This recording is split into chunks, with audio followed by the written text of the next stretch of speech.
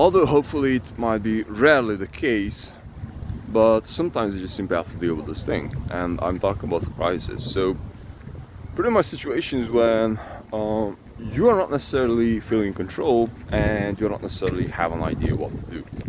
And so that can be because of many factors, right? So you're just simply going through an emotional crisis, or you just broke up with someone, or you just realize that, hey man, like everything what I've done is like rubbish, and I'm just like wasting time, and whatever that might be. The point is that sometimes, from time to time, we are just simply getting to this place of, hey, we just simply have this crisis, okay?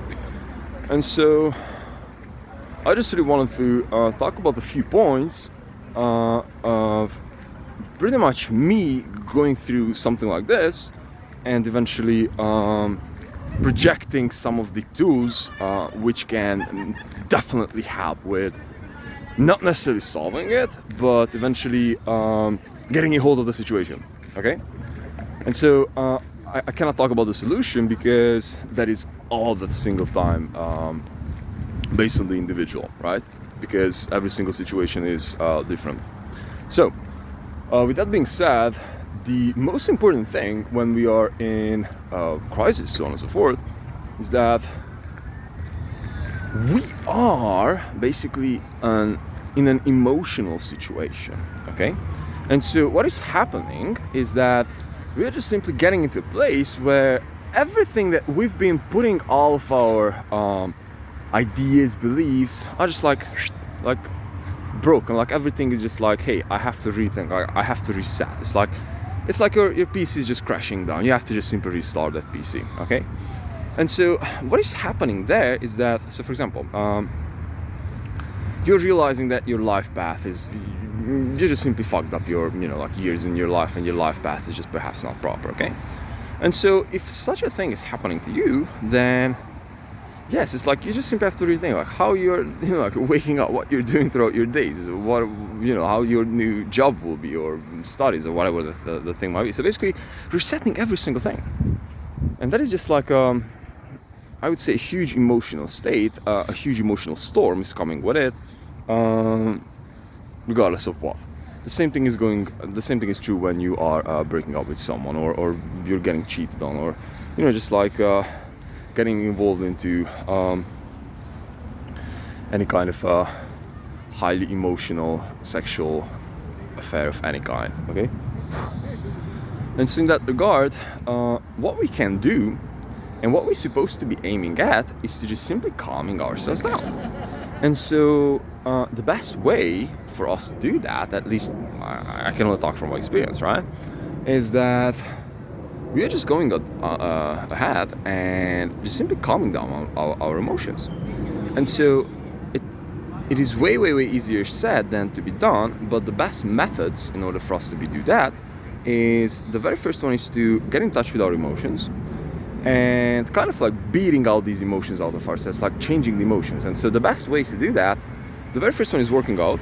The second one, so just simply doing something with our bodies. The very first one is working out.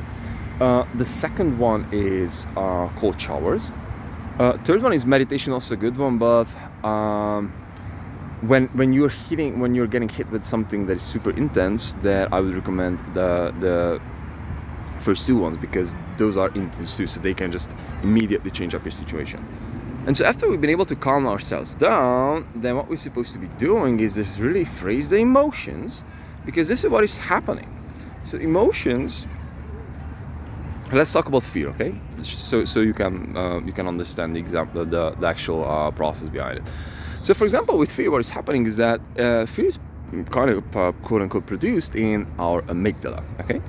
And so there's a super interesting study regarding to fear, which eventually consists of when we are actually labeling the fear, then the fear eventually gets into the frontal cortex, meaning that the actual emotion is getting into the rational part of the brain. So why is that super important?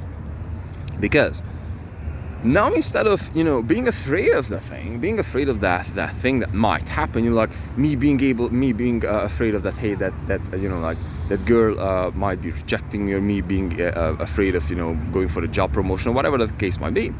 Instead of that, I consciously, since I named the fear, I can really bring that thing on a rational plate, if you will so, and I can just really deal with that. Okay, so for example, you are naming that thing. Hey, man, either writing down, either talking this thing out. Hey, man, I'm afraid of this thing. And so now that you've been talking out your fear, now that you're at, hey, like I was labeling the emotion, okay? And so, by the way, this is a super great negotiation tactic too. When you are talking with someone, and eventually calming down someone when someone is like super angry, super fearful, it's like hard to create that kind of an intimacy with that person.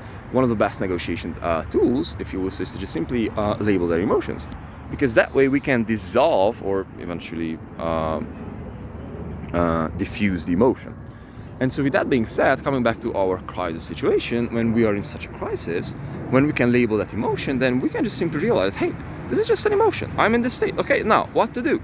Well, let's just simply write this thing down. Well, where the problem is, hey, I'm afraid of approaching that girl. Okay, why am I afraid of that?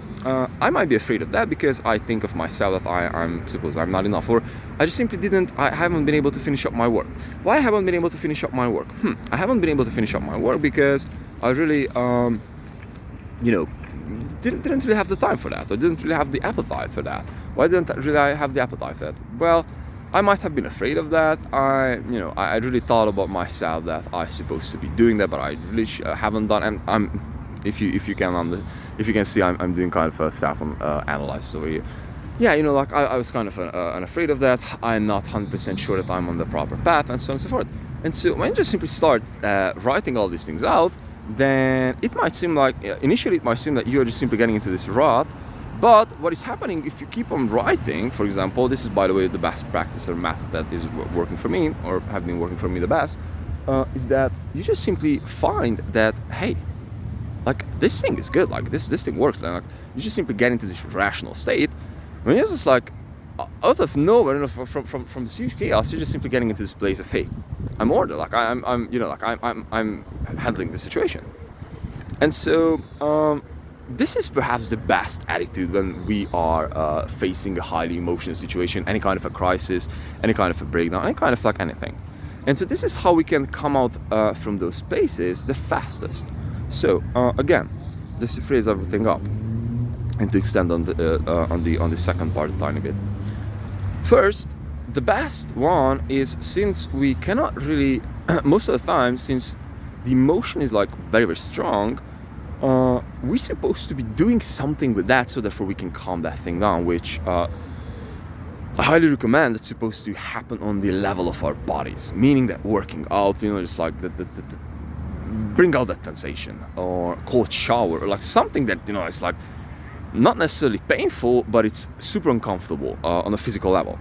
And so after being able to do that, then we're really supposed to go ahead and label all the things, label all the emotions that are just simply coming out of ourselves.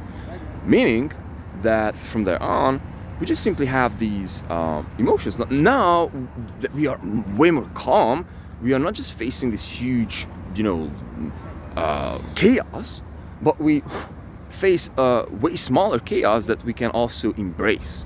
And so now that we pretty much, quote unquote, reduced the whole thing up to the point that we can eventually